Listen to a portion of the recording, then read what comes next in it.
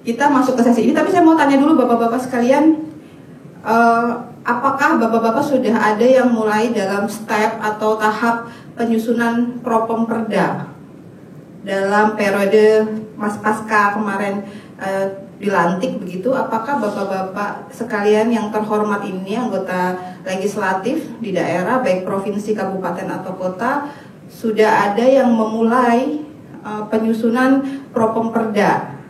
Boleh sharing dulu, nanti kita cocokkan apakah nanti tipikalnya sama dengan sistem yang ada di daerah-daerah lain begitu. Siapa tahu Papua ini punya kan dia otonomi khusus gitu ya, punya ketentuan khusus begitu. Kira-kira bagaimana Bapak-Bapak bisa sharing dulu sebelum saya? Baik, dari mana Pak? Dari Papua. Oh, dari Papua. Baik Pak, dengan Pak siapa?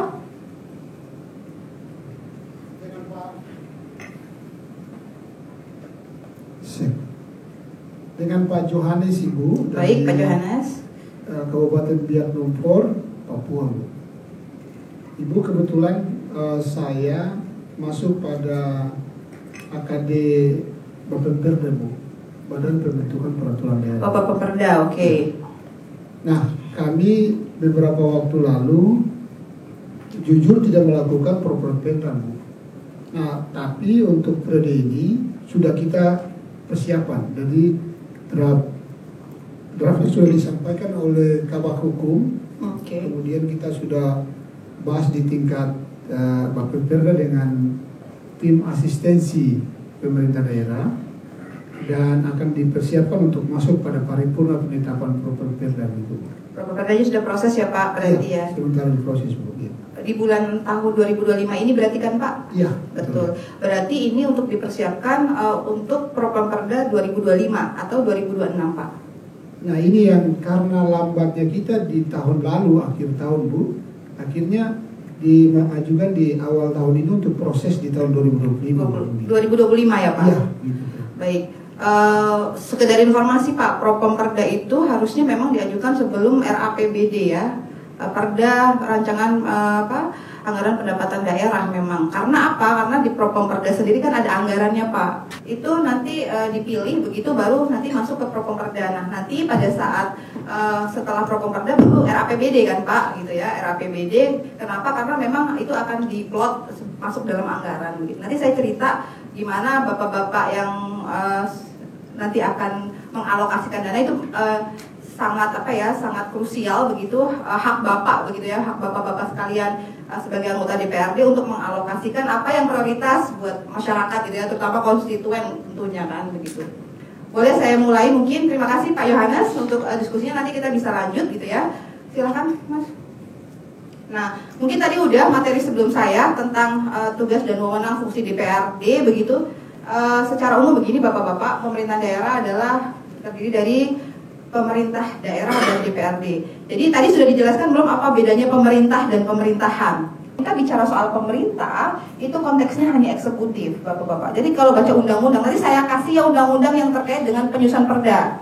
Bapak-bapak saya lampirkan banyak, itu undang-undang, peraturan presiden dan Permendagri yang memang relate dengan pembuatan peraturan daerah. Jadi nanti bapak-bapak ketika mau bikin, gitu bapak-bapak sekalian bisa baca referensinya. Ada semua petunjuk teknisnya, bagaimana bikin naskah akademik dan seterusnya itu ada di peraturan.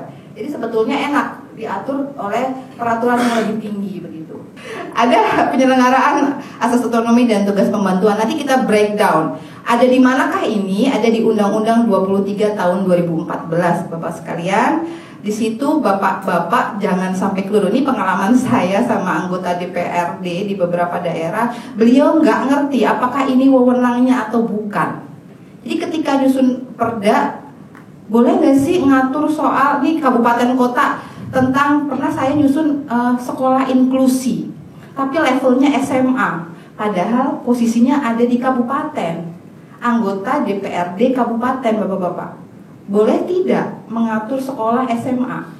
Tidak boleh, betul. Itu kan tidak kewenangannya. Nah, harusnya memang kita tahu adanya pembagian urusan pusat dan daerah. Nah, nanti ada hubungan provinsi dan kabupaten kota begitu. Itu yang saya sebut sebagai nanti ada beberapa pembagian tugas. Nah, di sini ada atas asas otonomi dan tugas pembantuan. Asas otonomi nanti ada di Undang-Undang 23 2014 yang sudah dirubah 2 kali, dan tugas pembantuan tuh apa-apa yang diperintahkan dari pusat untuk dilaksanakan oleh pemerintah daerah begitu. Fungsi yang paling utama memang fungsi legislasi. Mau DPR pusat, mau DPRD provinsi, DPRD kabupaten kota adalah fungsi yang paling the main job ya. Fungsi utama bapak-bapak anggota dewan adalah fungsi legislasi gitu ya, mengatur, membuat aturan gitu ya. Baru yang kedua adalah fungsi anggaran. Jadi meskipun bapak-bapak fungsi anggaran, tapi yang megang duit siapa, Pak? Betul, eksekutif ya. Makanya enak jadi eksekutif apa enak jadi legislatif begitu. Karena betapapun Bapak menghitung uang dalam rapat anggaran RAPBD, tapi kemudian yang mengeksekusi itu adalah dinas-dinas terkait begitu kan. Jadi kalau tanya Bapak-bapak anggota dewan ini cuma ngomong lah, memang tugas anggota dewan memang ngomong ya kan? Iya, yang kerja siapa, Pak? Eksekutif, begitu dong, betul kan? Nah, Bapak sampaikan ke konstituen, tugas kami menyerap aspirasi, membentuk regulasi, kemudian mengalokasikan anggaran supaya sesuai dan mengawasi. Karena yang pegang uang adalah eksekutif, pemerintah daerah, baik gubernur, wali kota atau bupati, maka bapak-bapak tugasnya adalah controlling ya, atau mengawasi begitu. Nah, ini ada hak interpelasi, mungkin tadi sudah dijelaskan juga. Ya nggak sih, betul nggak sih? Ya, ada hak angket dan hak menyatakan pendapat. Yang paling heboh itu ketika hak angket DKI, ingat nggak? Yang soal formula F1 ya? Ya, itu sampai keluar hak angket. Kalau nggak salah partainya PSI hari itu, ya. Jadi karena beliau oposisi dari gubernur sebelumnya, maka kemudian itu mengeluarkan hak angket. Hak angket ini lebih serius Pak daripada interpelasi ya. Kalau hak interpelasi itu hanya bertanya saja, tapi kalau hak angket itu udah sampai pada penyelidikan. Kalau ditemukan penyalahgunaan dan seterusnya itu bisa kemudian diperkarakan lebih lanjut. Termasuk salah satunya adalah minta untuk diberhentikan dan seterusnya. Kemudian hak menyatakan pendapat. Ini lekat juga dengan hak imunitas, Bapak-bapak. Setuju nggak kalau anggota DPRD punya hak imunitas? Setuju ya. Jadi Bapak boleh ngomong apa aja kah? Kenal nggak undang-undang ITE anggota DPRD? Hak imunitas. Hak imunitas itu berarti anggota dewan itu boleh berbicara apa saja. Betulkah demikian? Dalam fungsi dan wewenangnya betul ya. Tapi kemudian di luar itu ternyata banyak juga yang kemudian masuk juga dalam perkara-perkara gitu ya. Sepanjang mengenai tugas dan fungsi, mengkritisi gitu ya, mengkritisi, bahkan bapak-bapak bisa mengkritisi gubernur, ya kan, eksekutif dengan tegas begitu tanpa boleh disentuh hukum. Itu hak imunitas sebetulnya gitu. Termasuk hak protokoler bapak-bapak ya, protokoler juga termasuk. Oke, next. Baik, nah ini sebelum saya masuk soal perda, saya mau sampaikan hubungan eksekutif dan legislatif. Ini mungkin juga tadi sudah biasanya kami sebut di dalam tata negara disebutnya check and balances. Jadi tidak ada satu kekuasaan dimanapun yang tidak ada yang mengontrol. Nah, tidak ada raja-raja di daerah gitu ya, nggak boleh ada gubernur yang tidak boleh dikontrol. Harus ada lembaga yang mengontrol, yaitu legislatif begitu. Kalau ini saya rasa penting diketahui supaya bapak-bapak tidak bingung. Ada beda dengan peraturan dan keputusan. Nah, kalau peraturan itu bahasa Belandanya regeling, kalau keputusan itu bahasa Belandanya beschikking, gitu ya. Regeling itu apa sih gitu kan? Nah, yang bapak-bapak bikin itu lebih powerful kalau bentuknya peraturan. Makanya dia bilang janganlah bikin keputusan, bikinlah peraturan. Karena ketika bentuknya peraturan, maka dia sifatnya umum, terbuka dan panjang, jangka panjang. Makanya perda itu punya kekuatan dibanding keputusan bupati, keputusan gubernur begitu ya. Nah, itu sifatnya individual dan temporary saja begitu. Ya, misalnya ada apa, kemudian bupati sifatnya sangat teknis begitu. Nah, ini beda regeling dan beschikking begitu ya. Nah, peraturan itu ada perda, perkada itu peraturan bupati, wali kota, dan gubernur. Kemudian ada peraturan DPRD, itu juga termasuk.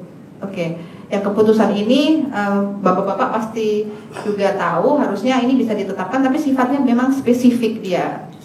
Misalnya tata tertib begitu ya, kemudian keputusan-keputusan yang terhadap teknis-teknis misalnya persidangan gitu ya, dan seterusnya. Oke, next. Nah ini Bapak sekalian, saya sudah juga lampirkan undang-undang terkait yang paling krusial selain Undang-Undang 23 2014 tadi adalah Undang-Undang 12 tahun 2011 tentang pembentukan peraturan perundang-undangan. Di situ basicnya. Jadi kalau bapak-bapak, oke, nanti memang yang akan mengerjakan kalau bapak-bapak APBD-nya gede gitu ya, biasanya nanti akan didelegasikan ke tenaga ahli, Pak. Biasanya akan menunjuk tenaga ahli atau tim ahli yang nyusun naskah akademik. Nah, tim ahli itu yang bayar siapa? Yang bayar adalah APBD.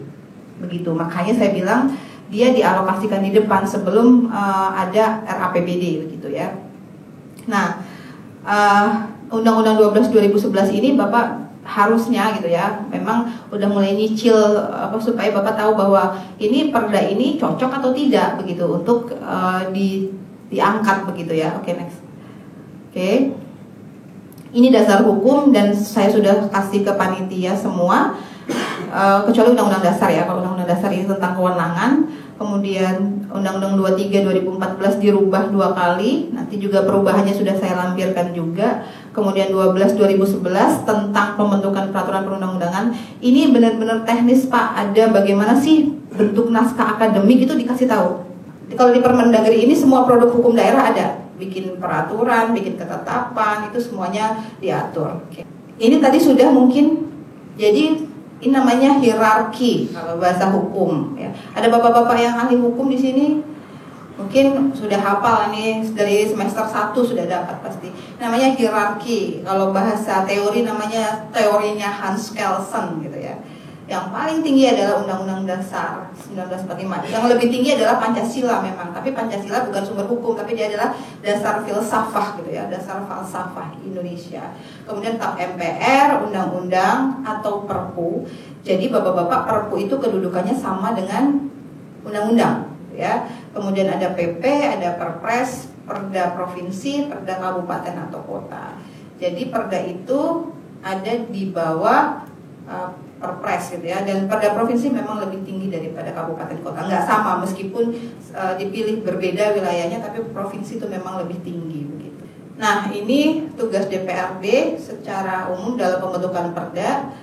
Pertama adalah sebagai inisiator, bapak-bapak lah yang menginisiasi. Yang kedua adalah membahas ran Perda. Ketika sudah masuk propom Perda, boleh jadi biasanya dibagi-bagi Pak, misalnya kita masukin 10 yuk tahun ini 2025, saya nggak tahu tadi Pak Yohanes berapa ya, 2025. Ternyata habis nih, ini saya pengalaman ya, di bulan September gitu sudah selesai Perda. Boleh nggak usul lagi? Namanya apa Pak begitu? Yang prolegda tambahan begitu namanya. Jadi bisa diajukan usulan lagi untuk Perda tambahan, Perda tambahan. Kalau ada anggarannya gitu ya. Nah biasanya maksimal 25% lah dari jumlah 1 tahun itu. Jadi misalnya 10 boleh nambah 2 usulan lagi. Kalau selesai semua. Kalau DPR RI enggak ditarget berapa, yang tercapai berapa gitu ya. DPR RI enggak kekejar nampaknya gitu. Tapi kalau di daerah mungkin enggak terlalu banyak kayak pusat kan. Mengevaluasi begitu ya. Jadi nanti ini tugas-tugas Bapak gitu ya. Saya kalau langsung mau tanya boleh, kalau mau diskusi langsung boleh gitu. Ini menurut saya sudah mencakup tugas fungsi anggaran, fungsi legislasi, dan fungsi pengawasan. Karena Perda kalau dibikin bagus-bagus juga, kalau kemudian tidak bisa dieksekusi, itu juga mubazir gitu ya. Karena bapak-bapak ini kalau bikin pembahasan Perda itu berkali-kali, bahkan ada yang kunker, nggak tahu di zaman sekarang boleh kunker-kunker begitu juga nggak ya. Misalnya Perda itu di daerah misalnya Bali gitu, Bali sudah bikin, kita baru bikin Papua gitu ya, terus kunkerlah ke Bali gitu nggak Pak? Begitu juga nggak? Supaya harmonisasi atau kita studi dengan pemerintah daerah kota Bali misalnya gitu. Nah, kota Denpasar misalnya ya. Apakah kemudian itu efektif gitu ya? Kalau seumpamanya tidak efektif ya menurut saya juga nggak perlu. Jadi evaluasi ini juga termasuk Bapak kan ada reses tuh, tanya apakah perda ini dilaksanakan atau tidak. Nanti kita cek apa saja ya yang bisa kita evaluasi. Coba next. Nah ini muatan perda. Yang pertama adalah penyelenggaraan otonomi daerah dan tugas pembantuan. Yang kedua adalah perintah undang-undang. Biasanya ada undang-undang bilang misalnya tentang lingkungan hidup misalnya, tentang perizinan. Bapak-bapak, Omnibus Law hari ini itu memaksa daerah untuk memudahkan investasi, ya enggak gitu ya. Omnibus Law tenaga kerja cipta kerja hari ini memaksa daerah untuk OSS, online system, single system. Jadi yang tadinya pekerjaan daerah diambil, ditarik ke semua ke pusat begitu kan. Nah, beberapa hal yang berubah di daerah termasuk gara-gara itu, gitu. Termasuk penyesuaian perda-perda yang mempersulit investasi hari ini itu dievaluasi kembali sama Mendagri. Jadi otonominya agak-agak dibatasin gara-gara ini kan. Gitu. Tapi dalam rangka apa ya? Dalam rangka tunduk sama undang-undang yang lebih tinggi tadi, Omnibus Law. Saya nggak tahu apakah sudah ada yang berani bikin perda Omnibus Law. Omnibus Law itu namanya bukan nama undang-undang ya Bapak-bapak. Omnibus Law itu nama sistem undang-undangnya. Undang-undangnya namanya tetap cipta kerja begitu ya. Tapi Omnibus Law itu adalah sistem pembentukannya. Omnibus Law itu gabungan tuh loh. Misalnya ya digabung tentang investasi, tenaga kerja, termasuk di dalamnya. Saya juga kemarin riset soal haki di dalamnya, kemudian soal apalagi ya, soal hukum ketenagakerjaan ya, outsourcing dan seterusnya itu ada di situ. Kemudian yang terakhir tadi muatan lokal. Nah, tadi yang diusulkan kalau dia punya muatan lokal termasuk misalnya mempertahankan ada peraturan tentang menggunakan baju daerah setiap hari Jumat misalnya gitu ya. Di daerah tertentu misalnya itu boleh karena tidak bertentangan dengan undang-undang misalnya gitu. Oke, next. Ini wajib tahu asas pembentukan peraturan perundang-undangan adanya di mana, di Undang-Undang 12 tahun 2011. Pertama, tujuannya harus jelas, lembaganya atau pejabat pembentuk yang tepat, kesesuaian antara hierarki dapat dilaksanakan, ada kedayagunaan dan hasil guna atau kebermanfaatan, kejelasan rumusan dan keterbukaan. Jadi kaitannya hukum dengan undang-undang, hukum itu bisa tertulis dan tidak tertulis. Kalau bahasa Latinnya scriptum dan non scriptum. Scriptum itu tertulis, ini perda, ini hukum, tapi bentuknya undang-undang, ya kan, perundang-undangan. Tapi kalau non scriptum ada nggak? Ada. Tidak perlu ditulis, tapi hidup di masyarakat. Papua contohnya, ya kan. Jadi tujuan hukum itu ada 3 kan Pak? Keadilan, kepastian, dan kemanfaatan. Hukum itu tujuannya 3, keadilan, kepastian. Kalau hakim ya mikir yang adil kan. Tapi bapak-bapak regeling ini yang bikin undang-undang perda ini adalah kepastian. Karena kalau tidak ada, sanksinya apa sih? Misalnya pidananya berapa tahun sih ya kan? Kalau nggak ada gimana kita mau cari payung hukumnya, tolak ukurnya. Jadi kenapa hukum tertulis di Indonesia ini banyak banget produk tertulis. Mau undang-undang, perda dan seterusnya. Indonesia tuh katanya negara undang-undang. Apa-apa ditulis undang-undang, ada masalah dikit ditulis undang-undang ya kan? Itu karena kita warisan Belanda begitu ngajarinnya. Kalau warisan dijajah Inggris gitu ya, dia teorinya adalah berdasarkan kebiasaan gitu. Oke ya, ini bapak-bapak kenapa saya tadi tanya, karena ketika kita bikin peraturan itu kenapa sih kita paksa ditulis? Ini supaya terjangkau, supaya ada keadilan di sana, kemanfaatan, kemudian dapat dilaksanakan. Yang lalu saya dihubungin anggota dewan, saya diminta untuk bikin perda tentang bank keliling. Bapak-bapak kebayang nggak bank keliling itu apa? Rentenir. Saya bilang, ini idenya bagus, menertibkan karena masyarakat ada yang mau bunuh diri, ya kan? Ini bukan pinjol di luar, apalagi pinjol ya kan? Ini semacam bank rentenir yang datang ke rumah-rumah, kemudian mengeksekusi sendiri kalau nggak bayar. Ini minta diperdakan. Nah saya bilang, kalaupun iya gimana eksekusinya? Tapi lepas dari itu tidak ada kewenangan pemerintah daerah begitu ya, baik kabupaten kota maupun provinsi, karena kaitannya misalnya menghimpun dana masyarakat itu kan perbankan, tidak ada hubungannya dengan kewenangan pemerintah daerah. Nah, saya kasih tahu apa saja yang tidak Bapak punyai kewenangan tersebut ya. Next. Nah, baik kita masuk ke tahap sini, ini yang poin inti tahapannya, tapi saya sampaikan bahwa ini semua ada di peraturan Bapak-Bapak yang sudah saya lampirkan. Jadi tahapan awal sampai 8 itu semuanya bisa dibuka kembali, nggak harus diingat-ingat, tidak perlu gitu ya. Apalagi nanti Bapak-Bapak punya staf ahli, kan? Misalnya anggota DPRD difasilitasi staf ahli, tenaga ahli, bahkan pada saat penyusunan perda ini Bapak-Bapak boleh menunjuk, biasanya PL Pak. Saya karena langganan jadinya biasanya memang PL gitu ya, karena dananya dana riset namanya. Kami menyebutnya akademisi ini adalah pekerjaan penelitian, riset baik secara sosiologis gitu ya, secara yuridis, secara filosofis, kita kemudian bentuk naskah akademik. Jadi kalau sebenarnya bagaimana prosesnya ada di peraturan, secara teknis kalau Bapak-Bapak ada anggaran memang dialokasikan kepada tenaga ahli. Tapi bukan berarti Bapak-Bapak anggota dewan ini tidak mengetahui begitu ya. Jadi Bapak-Bapak boleh mengkritisi nanti tenaga ahlinya ini nggak tepat misalnya. Karena saya menemukan naskah akademik beberapa kali juga yang di daerah-daerah ini ya berantakan gitu ya. Oke, tahap pertama adalah perencanaan yang tadi saya sebut propom perda tadi. Propom perda Bapak-Bapak ajukan, bisa juga propom perda ini diajukan oleh eksekutif atau pemerintah daerah, bisa jadi bupati, bisa jadi wali kota, bisa jadi gubernur gitu ya. Bersama siapa? Biasanya dengan satker dia ngajuin. Oh kita lagi butuh apa sih? Tadi saya bilang soal disabilitas Bapak-Bapak itu juga penting. Coba itu juga diusulkan misalnya. Kalau Bapak-Bapak butuh ide boleh kontak saya deh ya kan. Pengen ngajuin apa gitu ya kan. Saya berarti tanya orang Garda Republik, kontak saya boleh nanti kalau misalnya pengen punya ide. Kan saya tadi bilang kalau Bapak-Bapak pengen being a star gitu ya, jadi bintang, punya ide, pengen ngusulin, nah punya ide nanti saya bisa terjemahkan dalam bentuk naskah akademiknya bagaimana gitu. Saya bisa bilang bahwa ini nggak bisa Pak dimasukkan, meskipun Bapak-Bapak punya tadi fasilitasi biro hukum, kemudian kanwil kumham juga ada gitu. Kemudian yang kedua baru disusun perdanya, nanti ada di situ ada naskah akademik, kemudian ada pembahasan bersama. Pembahasan itu ada 2 nanti. Tahap pertama biasanya rapat pansus gitu ya, pansus, kemudian baru nanti ada paripurna, nanti ngasih pandangan umum biasanya gubernur, wali kota atau bupatinya, baru nanti pengesahan atau persetujuan. Oke, next.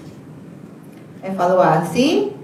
Nah ini yang evaluasi biasanya pusat Pak, Permendagri ya. Apakah Permendagri bisa mencabut perda? Nah itu kita lihat nanti. Apakah Permendagri perda yang memang nggak cocok kemudian bisa dicabut begitu saja? Dan nanti ada aturannya, kemudian ada penetapan itu disahkan oleh gitu ya, oleh gubernur, wali kota atau bupati, biasanya ada pengesahan di situ. Jadi yang mengesahkan bukan anggota DPRD Bapak-Bapak ya, yang mengesahkan adalah bupati, wali kota atau gubernur, kemudian dikasih nomor, diundangkan, ditaruh di lembaran daerah. Kalau kita undang-undang di lembaran negara, dia di lembaran daerah, kemudian harus ada sosialisasi. Ini juga menjadi pekerjaan Bapak-Bapak juga, kalau sudah jadi perdanya jangan disimpan aja, jangan diupload doang gitu ya. Masyarakat harus tahu gitu. Meskipun di dalam hukum ada konsep asas fiksi. Apa sih masyarakat mau nggak mau harus tahu. Emang nenek-nenek itu tahu kalau ngambil kayu bakar itu di penjara? Ya harus tahu, meskipun nenek-nenek itu nggak tahu, itu hukum. Memaksa kita harus tahu, padahal saya nggak tahu kalau harus nggak boleh ngambil kayu bakar di kayu di hutan misalnya. Nah perda juga begitu Bapak-Bapak, kalau nggak ada sosialisasi masyarakat nggak sampai, tetapi gitu ya, tidak sampai, tetapi masyarakat sendiri punya kewajiban untuk tahu. Jadi proaktif masyarakatnya, Bapak-Bapak sekalian, dan pemerintah daerahnya juga proaktif. Jadi ngajuin perda itu selain melihat apakah itu kewenangan, juga masalah aspirasi nih. Oke. Jadi Bapak-Bapak gini, meskipun Bapak-Bapak anggota dewan sekarang baru, Bapak-Bapak juga tidak harus berinisiatif dengan perda yang baru, tapi juga termasuk mencabut perda yang lama Pak, gitu kan? Perda-perda yang sudah tidak relevan, tidak bisa diberlakukan misalnya, ya sudah angus, nah itu harus dicabut kan? Nah itu salah satu hak juga legislasi Bapak untuk mencabut, kemudian dibikin perda yang baru, gitu ya. Nah, ini perda itu dicabut dengan apa? Pertama dengan judicial review. Mahkamah Agung itu menguji apakah perda itu bertentangan dengan yang lebih tinggi. Yang lebih tinggi yang mana? Yang tadi itu, yang 7 tadi. Undang-undang, peraturan pemerintah, peraturan presiden gitu ya, konstitusi begitu. Baru yang kedua, rekomendasi dan evaluasi. Tadi saya bilang perda-perda ini akan dikontrol dari pusat, tapi tidak boleh semena-mena dibatalkan. Biasanya rekomendasi, bilang dia ke pemerintah daerahnya atau ke DPRD-nya bahwa ini perda nggak layak, cabut saja. Itu biasanya Mendagri itu rekomendasi ke provinsi, provinsi atau gubernur rekomendasi ke kabupaten atau kota, biasanya begitu. Itu disebutnya evaluasi dan rekomendasi. Lalu kalau direkomendasi begitu yang nyambut siapa? Ya pemerintah itu sendiri, boleh legislatif. Tapi kalaupun pencabutan, bapak-bapak semua tetap harus paripurna, Pak. Gak bisa salah satu. Misalnya eksekutif, udahlah dicabut aja, nggak bisa. Karena perda dibikin bersama, maka dicabut juga bersama. Gitu. Nah, kalau pembentukan perda pakai naskah akademik, kalau pencabutan saja itu dengan semacam kayak naskah akademik, tapi disebutnya lebih simpel aja, namanya keterangan atau penjelasan. Ini sudah tadi. Kemudian oke, bapak-bapak ini penting. Nanti bapak-bapak, meskipun bapak-bapak pakai tenaga ahli atau staf ahli, poin-poin ini bisa dijadikan bahan untuk mengkritisi. Jadi saya pernah duduk ujuk-ujuk langsung pansus. Saya disuruh datang di pansus. Tiba-tiba bapak-bapak udah dikumpulin. Saya nggak tahu pansus, tapi banyak banget itu di karena provinsi, hari itu di provinsi.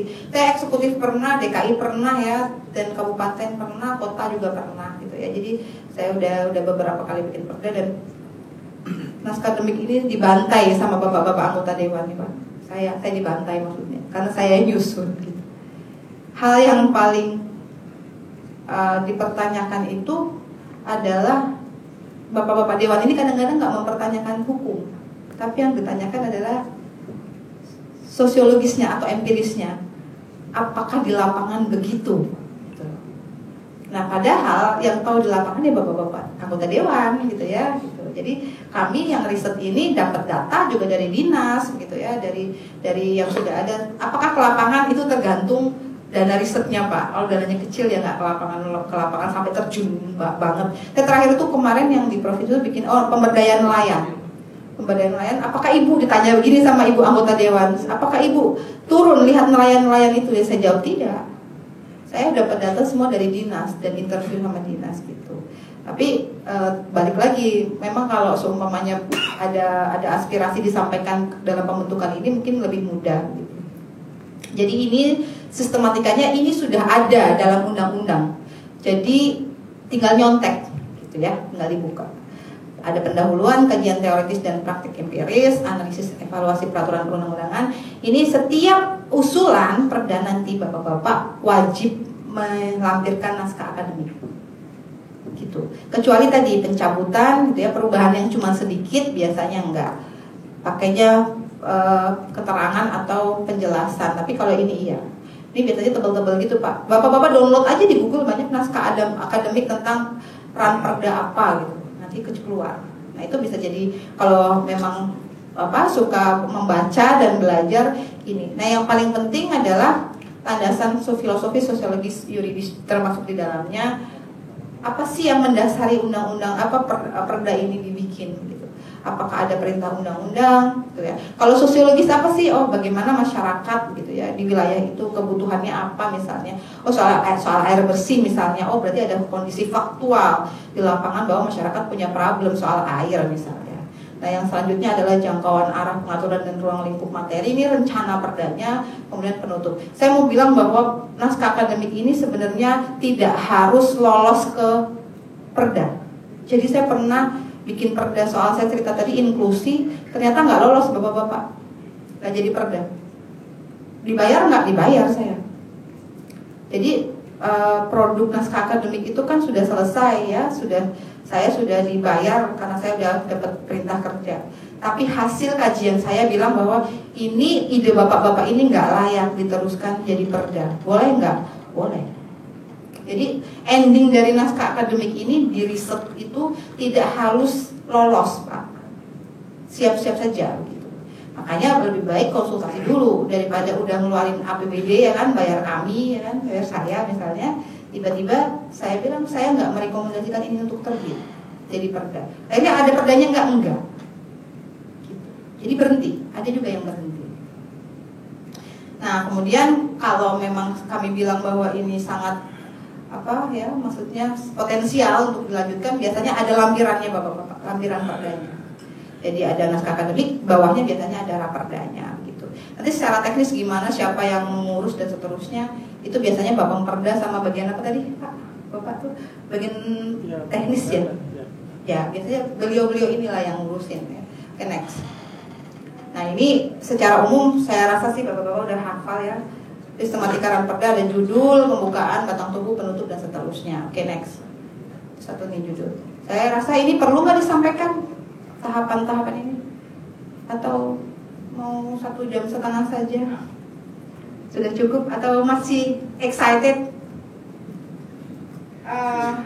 Cukup saya Pak.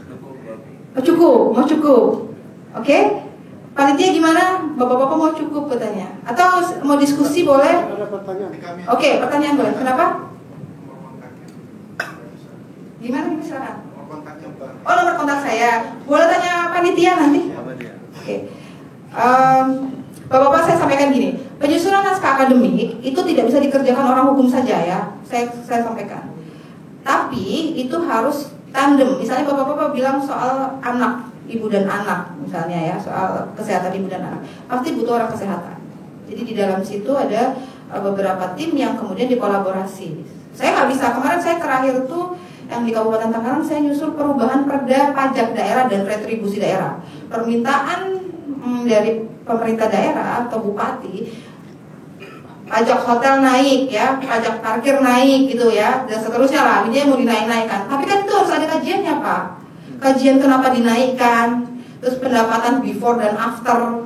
Misalnya kalau dinaikin itu PAD-nya berapa gitu loh naiknya. Kami orang hukum nggak ngerti, ya kan?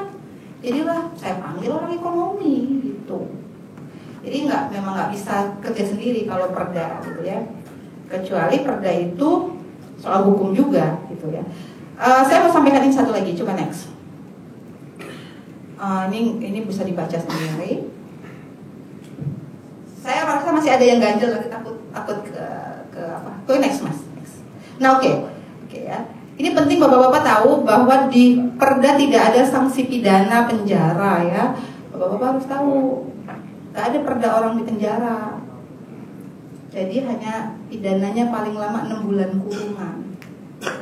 Dan itu biasanya nggak terjadi, gitu ya. Jadi ada nggak sanksi perda? Dan satu-satunya di daerah yang boleh ada sanksi pidananya adalah perda. Peraturan bupati, peraturan gubernur itu nggak boleh, hanya perda. Dan maksimal sanksinya ini atau denda, pasti orang pilih denda kan, gitu kan. 50 juta itu maksimum. Nggak bisa kayak undang-undang bapak bikin hukuman mati misalnya, itu nggak bisa ya. Jadi 6 bulan kurungan dan atau 50 juta. Jadi ini kayak tindak pidana ringan saja, misalnya bikin menghancurkan ketertiban umum misalnya gitu ya di daerah, atau PKL misalnya bapak-bapak bilang, atau bikin bikin huru hara begitu ya itu. Nah kalau yang paling umum karena itu peraturan daerah adalah sanksinya administratif. Nah ini tahapannya macam-macam, ada 3 tahap aja, langsung dipecat misalnya ya kan. Kalau misalnya dokter ada pencabutan izin sementara, denda dan seterusnya gitu. Oke, cukup mungkin ya dari saya. Terima kasih bapak-bapak, sukses selalu. Semoga semangat memperjuangkan aspirasi masyarakat. Terima kasih. Assalamualaikum warahmatullahi wabarakatuh. Waalaikumsalam warahmatullahi wabarakatuh. Kita applause semuanya. Terima kasih kepada narasumber keempat kita, Ibu Devi Karuli, SHMH LLM. Selanjutnya kepada Ibu Devika diharapkan untuk berdiri di depan.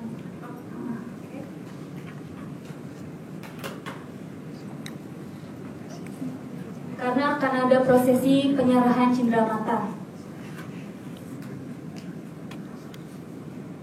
Kepada Ketua DPP Partai Garda Republik Indonesia, Bapak Profesor Dr. Jeffrey Yulianto Waisapi, PhD, dipersilahkan.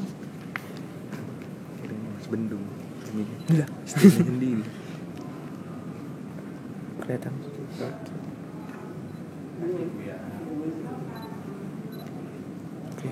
Satu, dua.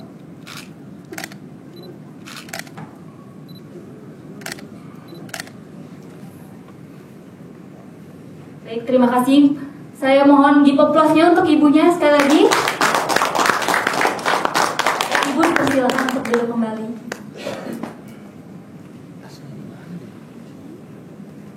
Sebelum saya tutup, izin saya paparkan agenda Bapak Ibu peserta BIMTEK pada hari ini, yaitu